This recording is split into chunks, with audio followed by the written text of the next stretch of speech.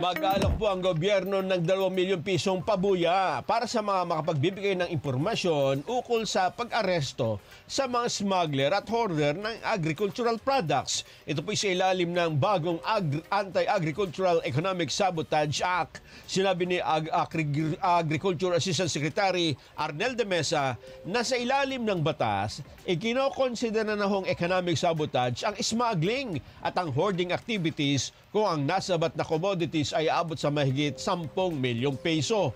Papatawan din sila ng life imprisonment na walang rekomendadong piyansa. Meron pang multa na 5 beses ng halaga ng nakumpiskang produkto.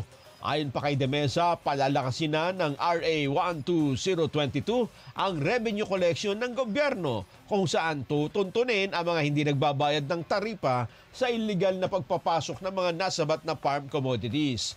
Babantayan din ng isang daily price index ang umiiral na retail price ng agricultural at fishery products sa lahat ng rehiyon para matiyak ang transparency.